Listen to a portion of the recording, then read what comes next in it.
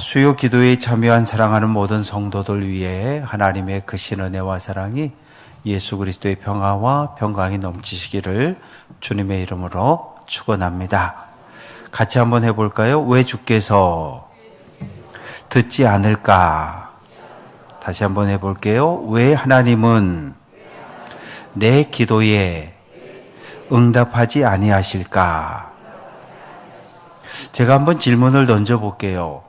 열심히 오랫동안 기도했는데 하나님이 내 기도를 안 들어주셨다. 손을 한번 들어보셔요. 어머, 저밖에 없네. 저는 기도는 열심히 했는데 하나님이 안 들어주신 기도가 꽤 많아요. 꽤 많아요. 솔직히 말씀드리면 이 교회에 와서 제가 그냥 제 생각에 그랬어요. 하나님, 은퇴가 13년 남았는데 그냥 한 3년 열심히 목회하면 교회가 잘 수습되고 교회가 잘 이렇게 치유되고 회복되지 않을까요? 그런 마음으로 여기 왔어요. 근데 3년을 지나 4년, 5년 하고도 6개월이 지났는데 아직도 여전히 제가 볼 때는 인간적인 생각인지 모르지만 여전히 아직도 회복되지 않고 치유되지 않고 기대했던 것보다 생각했던 것보다 교회가 빨리 회복되거나 성장해 가지 않을 모습을 보면서 때로는 실망하기도 해요. 기도를 참 많이 했는데 목회를 했으니까 37년, 36년, 37년을 목회했으니까 얼마나 많은 사람을 만났겠어요. 근데 어느 교회든지 가면은 야, 저분 위해서 기도해야 되겠다. 그런 마음이 딱 드는 사람들을 만나게 되는 거예요. 근데 참 신기하고 놀라운 건 제가 그곳에서 목회하는 동안에 그 사람은 절대로 안 변하더라고요. 그러면 제가 떠나온다면 변했을까요? 아니, 여전히 똑같아요. 사람은 잘 안 변합니다. 어느 날 장로님 한 분이 저를 찾아오셨어요. 신앙생활 하는데 너무너무 행복하지 않다는 거예요. 즐겁지 않다는 거예요. 그래서 왜 저분은 나를 그렇게 미워하는지 참 모르겠다는 거예요. 그러면서 저분 때문에 나는 신앙생활이 너무너무 행복하지 않고 즐겁지도 않고 목사님 어떻게 했으면 좋겠느냐고. 제가 그랬어요. 교회 앞에 소나무들이 쫙 있었거든요. 장로님, 저기 저 소나무 있잖아요. 소나무가 똑바로 놈 있어요? 그랬더니 아니요. 다 삐뚤빼뚤하지요. 소나무는 삐뚤빼뚤한 게 비싸요. 쭉쭉 올라간 것보다. 그러면 장로님 저 소나무를 붙잡고서 날마다 새벽기도 끝나고 가서 안수를 해보라고 하나님 이 소나무가 똑바로 펴지게 해달라고. 펴질까요? 안 펴질까요? 안 펴져요. 안 펴집니다. 변하지 않는 것을 변하게 해달라고 기도하는 어리석음보다는 그분을 대하는 내 마음을 바꿔달라고 기도하는 것이 훨씬 빠릅니다. 제가 그렇게 얘기했어요. 근데 두 분이 엄청 친해지셨어요. 정말 저도 놀라고 많은 사람들이 놀랄 정도 아주 친해지셨어요. 좋은 현상이죠. 저만 기도했는데 응답을 못 받은 게 아니에요. 예수님도 기도했는데 응답을 못 받으셨다고요. 나사로야 나와라. 그랬더니 죽은 나사로가 통통통하고 강시처럼 튀어나왔는데 예수님이 겟세마네 동산에 올라가서 기도하시잖아요. 아바 아버지요. 십자가. 이 십자가 이거 좀 그냥 지나가게 해주시면 안 되겠느냐고. 하나님 응답하셨어요? 안 하셨어요. 예수님 받아들이셨어요. 왜? 내가 이 땅에 하나님의 아들로 이 땅에 온 건 내가 십자가를 지기 위해서 왔다는 걸 예수님이 인식하셨기 때문에 깨달았기 때문에 하늘 아버지께서 침묵하시는 거예요. 아들아 너 알지 않냐? 너 내 뜻 모르니? 너 내 마음 모르니? 예수님 아셨던 거예요. 그래서 예수님 받아들이신 거예요. 고린도후서 12장에 가보면 사도 바울이 병이 있었대잖아요. 사도 바울이 병이 있었는데 학자들은 추측하는 거예요. 실제인지 아닐지는 몰라요. 본 적이 없으니까. 사도 바울이 2가지 질병 중에 하나가 걸렸을 거다. 첫 번째는 다메섹을 향해서 예수쟁이들 잡으러 달려가다가 갑자기 정오에 뜨거운 햇볕이 탁 비치면서 앞을 못 봤거든요. 3일 동안. 그러니까 안과적인 질환이 생겨서 늘 이 고통을 당하고 괴로움을 당해서 하나님 이 병을 좀 고쳐달라고 기도했을 거다. 두 번째는 사도 바울이 좀 많이 두들겨 맞았냐고요. 돌멩이에 맞아서 머리가 터지고 얼굴이 깨지고 피가 줄줄 흐르고 기절을 했어요. 어떻게 했습니까? 야, 이놈 죽었다. 그래서 사람들이 성 밖에 집어다 갖다 버렸다고요. 죽었다고. 그런데 정신이 들어서 또 두아디라 성에 들어가서 또 복음을 전했던 게 사도 바울이에요. 그것뿐입니까? 40에 하나 감한 매를 5번 맞았다 그랬어요. 우리 조선시대 때 곤장 때리잖아요. 엉덩이 다 터지잖아요. 사람이 잘못하면 죽어요. 그런 매를 5번 맞았다고요. 그러니 사도 바울의 몸이 온전할 리가 없어요. 그래서 학자들은, 의사들은 생각하기를 사도 바울이 하도 맞다 머리를 잘못 맞아서 뇌전증, 옛날엔 간질이라고 불렀잖아요. 그러니까 사도 바울이 강단에 서서 사랑하는 성도 여러분, 하나님께서 여러분을 사랑하십니다. 예수님을 믿어야 합니다. 막 설교하다가 하고 쓰러지고. 근데 한두 번은 괜찮았어요. 얼마나 많이 두들겨 맞았으면, 얼마나 많이 고통을 당했으면, 매를 맞았으면 저렇게 고통을 당하실까? 불쌍히 여기고 치긴히 여기는 마음이 있었던 거예요. 그런데 그런 사도 바울이 기도하고 안수하면 귀신도 쫓겨나고 병자도 낫고, 그런데 자기 병만 못 고치는 거예요. 그러면 사도 바울이 기도했을까요? 안 했을까요? 했어요. 성경은 몇 번 했다고 써 있어요? 3번. 그런데 3번이 아침에 한 번, 점심에 한 번, 저녁에 한 번, 그래서 3번 했다는 얘기가 아니에요. 3은 완전수예요. 수백 번 기도했다는 거예요. 그런데 하나님의 음성이 들려왔어요. 내 은혜가 내게 족하다. 내가 내게 베풀어준 은혜가 차고 넘쳤어. 그 얘기 딱 듣는 순간 사도 바울은 내 병을 고쳐달라는 기도를 멈췄어요. 왜? 사도 바울처럼 그 당대에 똑똑한 사람은 없었어요. 율법으로는 가말리엘이라고 하는 랍반, 위대한 랍비 중에 랍반. 가말리엘 밑에서 율법을 배운 제자였다고요. 가문은 베냐민 지파, 바리새인, 신앙생활을 얼마나 철저하게 지키는지 몰라요. 하루에 3번씩 착한 일하고 수첩에 기록해 놓는 거예요. 절기 정확하게 질 거예요. 돼지고기 족발 절대 안 먹습니다. 얼마나 철저한 사람인데요. 당대에 사도 바울을 능가할 수 있는 사람이 없어요. 그런데 너 그 가시라도 갖고 있지 않으면, 그 육체의 가시라도 없으면 너 얼마나 교만 떨겠니? 그래서 내가 그 가시 남겨둔 거야. 그런 줄 알아. 그랬더니 아멘하고 받아들인 거예요. 하나님의 뜻이 무엇인지를 깨닫는 순간 우리는 기도의 내용과 기도의 방향을 바꿀 수 있어요. 그런데 하나님의 뜻을 생각도 안 하고 그냥 내 생각과 내 뜻만 고집을 부리면 우리의 기도는 평생 바뀌지 않아요. 그리고 속상해해요. 하나님 내 기도 안 들어주신다고. 왜? 그거 들어주면 사고 쳐요. 세상에 어느 부모가, 어느 할아버지 할머니가 아이가 식탁에 앉아서 과일 깎아 먹고 있는데 칼을 달라 그러면 어느 부모가, 어느 할아버지 할머니가 손주에게 그 칼을 집어줍니까? 왜? 그 칼 주면 자기를 다치든지 남을 다치게 할 거 뻔히 아는 거예요. 절대 안 되는 거예요. 한 영혼이 구원받기를 위해서 수십 년 기도하지요. 남편의 영혼 구원을 위해서, 가족들을 위해서, 형제들을 위해서. 그런데 수십 년이 지나도 지금까지 응답이 안 돼요. 그러면 어떻게 그냥 끝해요? 하나님 나 저 인간 포기할래요? 그러고 끝해요? 아니요. 그러면 안 되는 거예요. 그 생명이 이 세상을 떠나는 날까지 기도해 줘야 돼요. 그래서 구원 못 받으면 그건 내 잘못은 아니잖아요. 나는 기도했고 복음도 전했는데 안 받아들이는 건 그 사람 탓이지. 아니면 하나님이 감동을 안 시켰든지. 그래서 우리는 기도하는 일을 멈춰서는 안 돼요.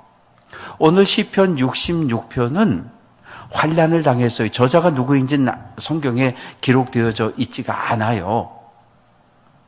성경이 시편이 150편인데 73편 정도는 저자가 정확하게 기록이 되어져 있어요. 모세가 썼다. 시편 90편은 모세가 썼어요. 1440년경에 애굽을 탈출해서 광야를 걷다가 하나님의 은혜를 기억하며 시편 90편을 썼다고요. 그런가 하면 시편 127편이나 시편 136편 같은 경우는 이 바벨론에서 시편 126편, 시편 137편은 바벨론의 포로로 끌려갔을 때, 그리고 바벨론 포로 생활에서 돌아오면서 그때의 감격을 시로 찬양으로 남겨놓은 것이 시편 126편과 137편이에요. 그러면 한번 생각해 봐요. 모세 때 1446년에 애굽에서 탈출을 했는데 이때부터 시작해서 바벨론 포로에서 돌아올 때 537년이거든요. 거의 1000년의 세월인 거예요. 시편 150편은 1000년에 걸쳐서 많은 저자들에 의해서 쓰여진 거예요. 그런데 시편의 저자가 정확하게 드러난 건 7사람밖에 없어요. 7사람. 그리고 50편 정도는 누가 썼다는 게 없어요. 추측도 할 수 없어요. 오늘 시편 66편도 마찬가지입니다. 저자가 누군지는 몰라요. 그런데 학자들이 추측을 해보는 거죠. 이 시편의 내용들을 보면서 이게 누구 때 썼을까? 이게 국가적인 환난을 당했을 때 쓴 것 같은데, 그러다가 딱 찾아낸 게 누구냐 하면 히스기야 왕 때예요. 열왕기하 18장과 19장에 보면 히스기야 왕 이야기가 나오는데, 북쪽에서 아수르라고 하는 나라에서 사네립이라고 하는 장군이 왕이 군대를 이끌고 예루살렘을 뺑 눌러 포위했던 적이 있었거든요. 그때 히스기야가 하나님께 기도했어요. 이사야 선지자가 기도했어요. 어떤 일이 벌어졌습니까? 자고 나가봤더니 18만 5천 명 아수르 군대가 몰살을 당한 사건이 있었어요. 국가적인 위기에 닥쳤을 때 하나님, 우리 민족을, 우리나라를 구원해달라고 호소했더니 하나님께서 들어주셨다는 거예요. 그러면 국가적인 공동체적인 기도의 제목만 있습니까? 우리가 공동체를 위해서 기도하잖아요. 공동의 기도의 제목을 놓고 기도하잖아요. 7월에 여러 가지 일들 가운데 우리가 유치부 여름성경학교 잘 끝나라고 기도했고, 또 초등부 잘 갔다 오라고 기도했고, 내일부터 토요일까지는 중고등부 잘 갔다 오라고 기도해야 돼요. 이거 우리 공동체의 기도란 말이죠. 몸이 아프신 분들이 있어요. 항암 치료를 받는 분도 계시고, 방사선 치료 받는 분 계시고, 병원을 오가면서 약을 잡수는 분 계시고, 물리치료 받는 분 계시고. 그러면 어떻게 해요? 공동체가 그분을 위해서 기도하는 거예요. 공동체가 동일한 기도의 제목을 놓고 함께 하나님께 부르짖어 기도하는 거예요. 그러면 어떤 일이 있습니까? 병이 났잖아요. 병이 났어요. 그러면 와서 교우들에게 인사하는 거예요. 권사님 기도해 주셔서 수술 잘 마쳤습니다. 권사님 기도해 주셔서 내가 나았습니다. 감사합니다. 감사합니다. 인사하는 거예요. 이게 공동체인 거예요. 이게 공동체라고요. 아무개 권사님 병원에 입원하셨답니다.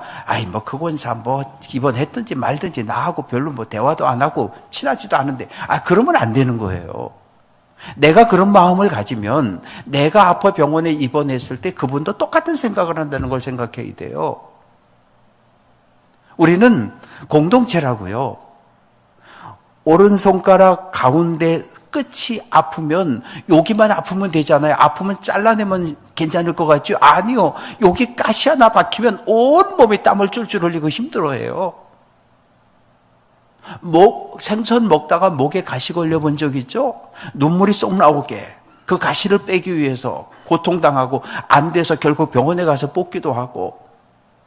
그러면 목에 가시가 걸렸으면 목만 고통당하면 되잖아요. 안 그래요.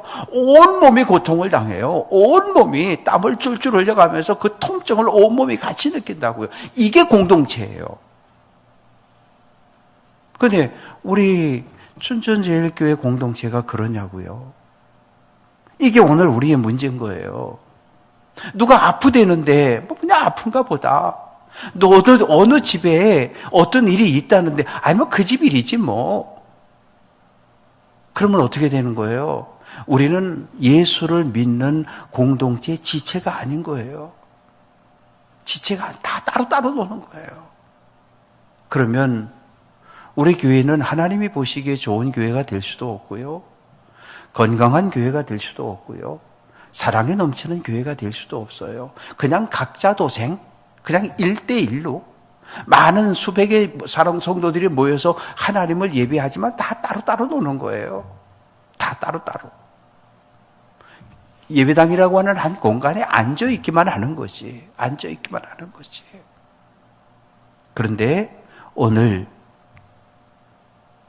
국가적인 재난을 만났을 때 1절부터 12절까지 말씀은 국가적인 재난을 만났을 때 그 고난에서 구원해 주신 하나님의 은혜에 감사하는 이야기고요. 13절부터 20절까지 말씀은 개인적인 구원이에요. 개인적으로 고통당할 때 있잖아요. 그런데 고통당하고 막 그냥 위급하면 눈치 볼 것도 없이 하나님 살려주세요. 이게 그냥 터져 나오는 거예요. 뭘 눈치를 보고 뭐 누가 주변에 누가 들으면 어떡하나 신경 그런 거 없어요. 급해봐요. 사람이 있든지 없든지 하나님 날 살려달라고 나를 치료해달라고 나를 살려달라고 우리 아들 살려달라고 우리 구원시켜달라고 눈치 그런 거 없어요. 그냥 하나님을 향하여 부르짖는 거예요. 부르짖는 거예요. 왜? 내가 할 수 있는 건 그거밖에 없으니까. 부르짖었어요. 부르짖었어요. 그런데 하나님이 구원의 손을 내미셨어요. 내 소리를 들으시고 구원의 손을 내미셨어요. 그 손을 딱 잡았더니 구원을 얻는 거예요. 그러면 그 이후에 어떻게 할 거냐? 또 우리가 그 서원 기도도 많이 했어요. 서원 기도도. 결혼했는데 2년 지나고 3년 지나고 5년 지나고 애가 안 들어서요. 그래서 어떻게 해요? 새벽마다 나와서 하나님 앞에 기도해요. 기도회 때 나오고 예배 때 열심히 나오고 그래서 온 교회가 아유 저 젊은 집사는 아기가 안 들어서서 저렇게 걱정이니까 우리 같이 기도해 줍시다. 옆에 집사님들이 기도해 주고 속장님이 기도해 주고 장로님들이 기도해 주고 그때 애가 탁 들어섰어요. 쌍둥이를 낳았어요. 쌍둥이 낳고 나면 교회를 열심히 나올까요? 안 나올까요? 안 나와요. 왜? 애 키워야 되거든요. 근데 애를 얼마 동안 키우냐고요? 어린이집 갈 때쯤 되면 나올까요? 안 나와요. 왜? 초등학교 졸업할 때쯤 나올까요? 안 나와요. 애 둘 매달리느라고요. 그러면 안 된다는 거예요. 하나님께서 나의 기도를 들으시고 응답으로 자녀를 선물로 주셨으면 우리가 약속한 것들이 있잖아요. 야곱이 형 에서의 칼을 피해서 도망치잖아요. 도망치다가 루스라고 하는 곳에 가서 하늘로 사다리가 서 있는 것을 보고 천사가 오르락 내리락 가는 걸 보잖아요. 여기가 하늘로 통하는 문이었구나. 여기가 하나님 계신 곳이구나. 그래서 거기서 소원을 하잖아요. 하나님, 나를 지금 내가 어쩔 수 없이 아버지 집을 떠나서 외삼촌이 있는 하란까지 도망을 치는데 나를 안전하게 무사하게 돌아오게 해주시면 여기에 하나님의 집 베델, 베이트 엘, 엘은 하나님, 베이트는 집이에요. 하나님의 집을 예배당을 치워드리겠습니다. 그리고 두 번째, 일평생 하나님이 내게 주신 모든 곳에서 10분의 1을 구별해서 하나님께 올려드리겠습니다. 11조는 율법이 아니라 받은 은혜에 대한 감사의 표현과 신앙의 고백이 11조인 거예요. 그러니까 은혜 받으면 11조 하는 거예요. 뭐 이게 율법 아니요. 율법 아니에요. 받은 은혜에 대한 감사의 표현, 신앙의 고백이 11조예요. 그래서 이 두 가지 거기에서 서원을 하잖아요. 야곱은 이 약속을 지켰어요. 일평생 살면서 11조 드리고 구별하는 거예요. 그리고 나중에 그가 소원했던 대로 베델에 하나님을 예배하는 성소가 세워지게 됩니다. 오늘 14절은 이렇게 이야기합니다. 이는 내 입술이 낸 것이요 내 환난 때에 내 입이 말한 것이다. 환난, 고난이 닥쳤을 때 하나님 살려주시면, 하나님 건져주시면, 병 고쳐주시면, 자녀를 주시면 이렇게 해드리겠습니다. 내가 약속한 것, 그것을 온전히 지킨다는 거예요. 거기서 끝나지 않아요. 이제 16절 말씀을 보면 하나님을 두려워하는, 하나님을 경외하는 모든 사람들아 다 이리로 모이라는 거예요. 다 이리로 모이라는 거예요. 내가 고난을 당해서 하나님께 부르짖었더니 하나님이 나에게 응답하셨는데 하나님이 나에게 응답해 주신 그 간증을 내가 지금부터 할 테니까 여러분 다 모이라는 거예요. 살아계신 하나님을 간증하기 시작합니다. 내가 선포하리로다.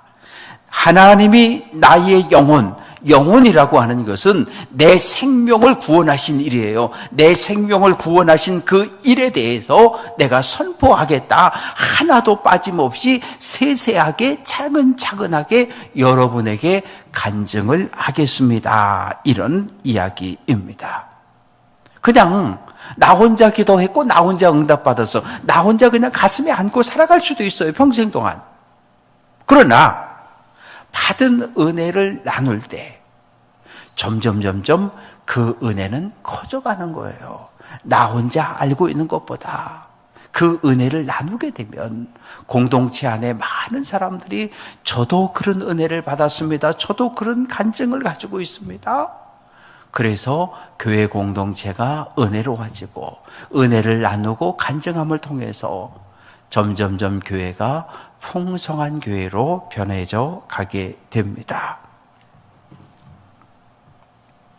17절에서 이렇게 이야기합니다. 내가 나의 입으로 그에게 부르짖으며 나의 혀로 높이 찬송하였도다. 기도의 대상이 누구냐는 거예요. 기도의 대상. 내가 그에게, 여기서 그라고 하는 건 하나님이에요. 창조주 하나님이셔요. 우리가 주기도문을 하잖아요. 주기도문의 대상이 누구입니까? 우리가 주기도문 어떻게 시작하죠? 하늘에 계신 우리 아버지, 하늘 아버지께 기도하는 거잖아요. 누구 이름으로 마지막에 기도를 마칩니까? 예수님의 이름으로 기도를 마치는 거예요. 그런데 교회 오기는 왔는데 하나님 그래놓고 나서 아무 생각도 안 나는 거 뭘 기도해야 될지도 모르는 거예요.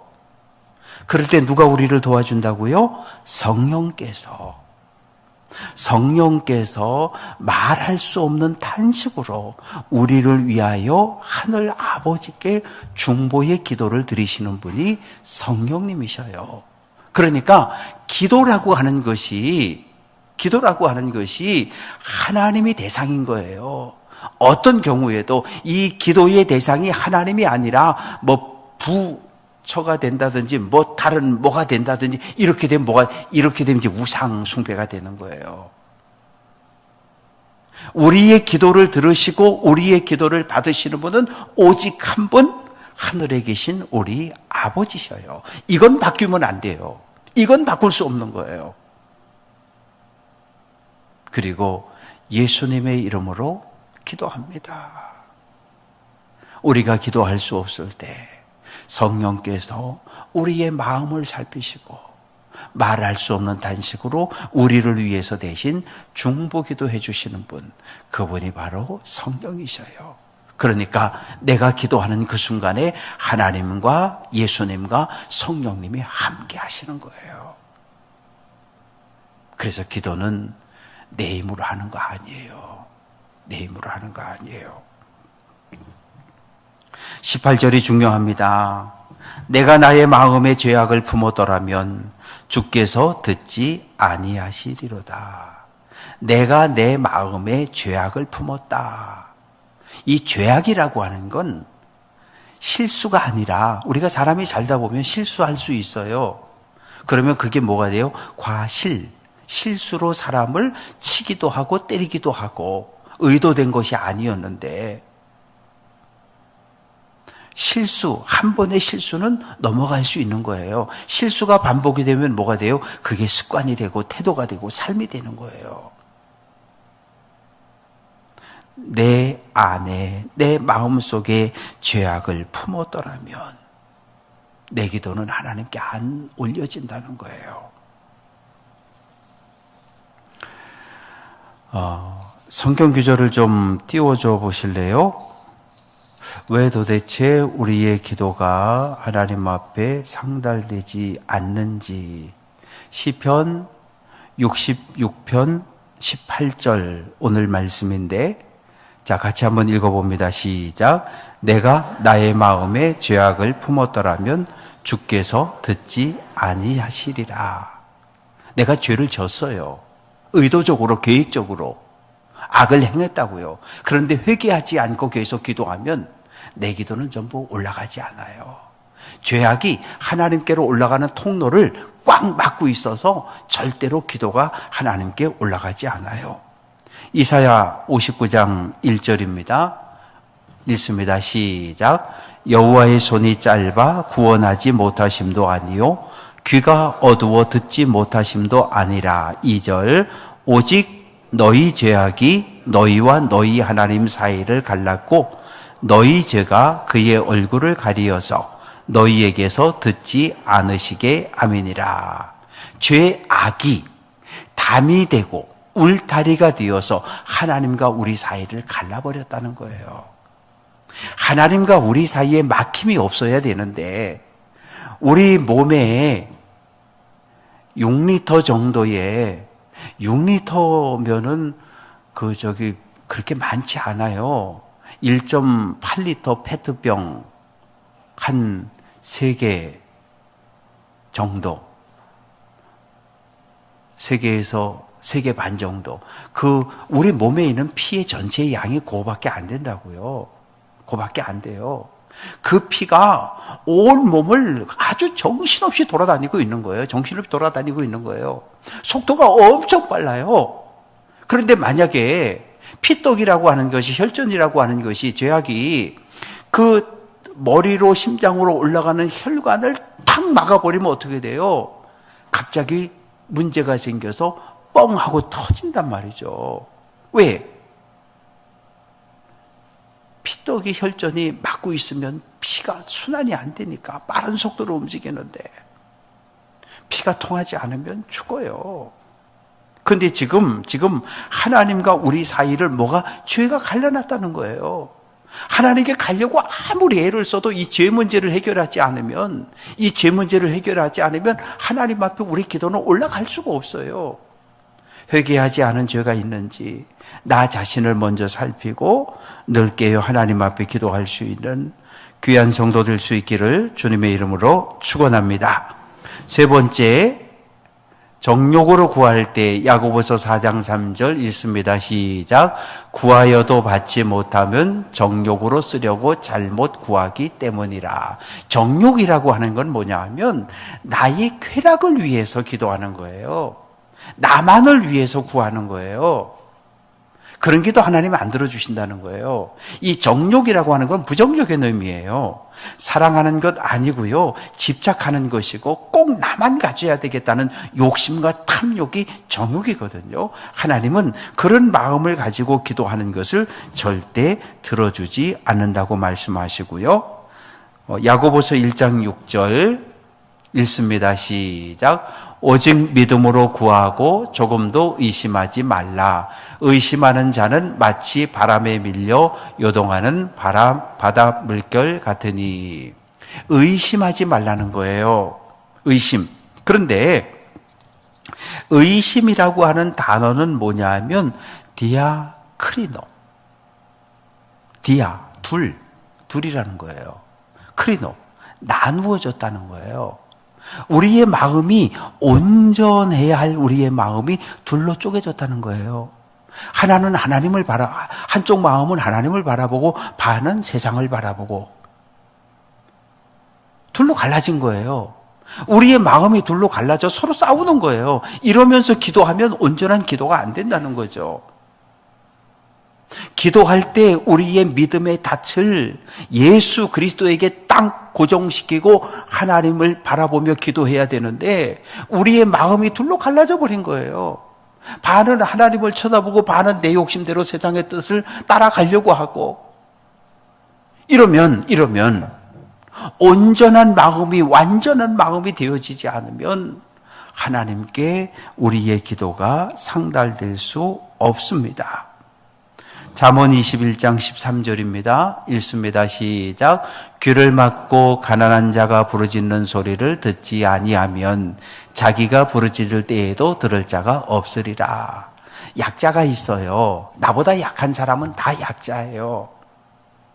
그런데 나보다 연약하고 나보다 가난하고 나보다 힘이 없는 사람의 기도를 난 안 들어줘요. 집사님 내 얘기 좀 들어줄래? 권사님 내 얘기 좀 들어줄래? 아니 나 바빠 시간 없어. 안 들어줘요. 그러면 어떤 일이 벌어진다는 거예요?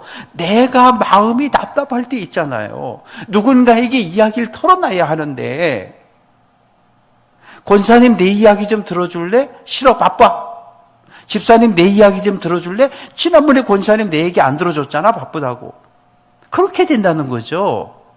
사회적인 약자, 나보다 연약한 사람들의 신음소리를, 아픈 소리를 잘 들어줘야 내 마음이 아프고 고통스러울 때 내가 하나님 앞에 기도하면 내 기도를 하나님께서 들어주신다고 말씀을 하십니다. 하나님은 어떤 기도를 들으시고 응답해 주실까요? 요한일서 5장 14절입니다. 같이 읽습니다. 시작. 그를 향하여 우리가 가진 바 담대함이 이것이니 그의 뜻대로 무엇을 구하면 들으시리라. 하나님의 뜻대로 구하라는 거예요. 그리고 담대하게 구하라는 거예요. 담대하다라고 하는 이 표현은 헬라어가 파르레시아인데 솔직하게 이야기한다 그런 뜻이에요. 교회라고 하는 단어가 헬라어로 에클레시아입니다. 이 에클레시아라고 하는 이 단어는 고대 그리스 도시에 우리말로 하면 시의회 같은 거예요. 예를 들어서 시민 100명에 1명씩을 선발해가지고 그 사람들의 모임으로 공의회를 여는 거예요. 회의를 여는 거예요. 그렇게 해서 선택받아 온 사람을 에클레시아라고 불렀다고요. 그러면 이 회의에 참석한, 공의회에 참석한 사람에게는 두 가지 조건이 보장이 되어지는데, 첫 번째는 예를 들어서 50명이 모였다. 50명이 모였어요. 한 사람은 1시간 이야기하고 한 사람은 10분 이야기하고 한 사람은 전혀 말을 못하고 그거 안 돼요. 50명이 모였으면 50명 모두에게 똑같이 발언할 수 있는 기회를 주는 거예요. 그리고 그 공의회에 참석해서는 마음속에 꺼리낌이나 감추는 것 없이 내 속에 있는 이야기를 다 하는 장소가 바로 시민회의였어요. 지난 주일날 설교를 통해서 우리의 신분이 바뀌었다 그랬어요. 죄를 짓고 죄의 종으로 살고 사탄의 다스림을 받다가 하나님의 은혜와 예수 그리스도의 십자가를 통해서 우리의 신분이 변했는데 뭐로 변했다 그랬어요? 하나님의 자녀라고요. 하나님의 자녀로 신분이 바뀌었어요. 자, 그러면 한번 제가 질문을 해볼게요. 이찬옥 권사님, 딸들이 집에 와서 엄마한테 이야기할 때 반은 숨기고 반만 얘기해요? 안 그래요. 왜? 자녀니까. 그러면 우리가 하나님을 아빠, 아버지, 하늘 아버지라고 부르는 하나님의 아들이고 하나님의 딸이잖아요. 그런데 하나님 앞에 나와 기도하는 우리에게는 우리 마음속에 있는 것을 있는 그대로 100%다 솔직하게 이야기할 수 있는 자격이 주어졌다, 안 주어졌다? 주어진 거예요. 기도하는 모든 사람에게 내 마음속에 있는 때로는 분노, 하나님 나 지금 화가 많이 났어. 나 지금 누구 때문에 화가 많이 났어. 나 아들 때문에, 딸 때문에, 며느리 때문에 나 화가 많이 났어. 내 속에 있는 모든 감정을 있는 그대로 다 하나님 앞에 토해낼 수 있는 자격이 우리에게 주어진 거예요. 근데 우리가 그렇게 안 하는 거예요. 교회 와서 기도하면서 솔직히 마음속으로는 미운데 사랑하게 해달라고 기도하고 있는 거예요. 하나님, 아무개 내 마음에 들지는 않지만 그래도 어쩔 수 없어요. 사랑하게 해주세요. 아니, 그렇게 기도하지 말라는 거예요. 솔직하게 미움은 밉다고, 화가 나면 화가 난다고, 속이 상하면 속이 상한다고. 왜? 하나님께서 우리에게 그렇게 기도할 길을 열어주셨는데 우리는 감춰요. 하나님이 물론 아시죠. 왜? 중심을 보시는 분이니까. 그런데 하나님은 우리가 입을 열어 우리의 마음속의 모든 희로애락의 감정을 하나님 앞에 있는 그대로 토해내기를 원하셔요. 그래야 기도하는 가운데 하나님의 뜻이 일치된 기도가 순서대로 응답을 받기 시작합니다. 그래서 우리가 성경을 열심히 읽고 말씀을, 설교를 열심히 들어야 되는 이유는 하나님의 뜻이 무엇인지를 알아야 돼요. 하나님의 뜻대로 구하면 100% 응답을 받는다고 말씀을 하십니다. 사랑하는 성도 여러분, 우리는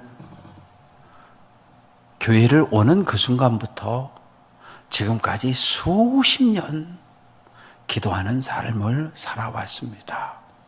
기도했더니 금방 응답받은 기도의 제목도 있고, 기도를 수십 년 하는데 아직도 응답받지 못하는 기도도 있고, 나 자신을 한번 돌아보시고 혹시라도 내 마음속에 내 마음이 둘로 갈라져 있지는 않은지, 내가 하나님께 기도하면서 날마다 하나님한테 거짓말만 하는지, 반만 솔직히 말하고 반은 감추고 기도하고 있지는 않은지, 하나님과 나 사이에 죄라고 하는 것이 막혀 있어서, 벽이라고 하는 것이 막혀 있어서 내 기도가 하나님께 통하지 못하는 건 아닌지 우리 자신을 살펴보고 우리 마음을 정결하게 성결케 해서 하나님 앞에 날마다 기도하고 응답받고 받은 은혜를 간증하며 살아갈 수 있는 복음의 전도자들, 응답자들 다 될 수 있기를 주님의 이름으로 축원합니다.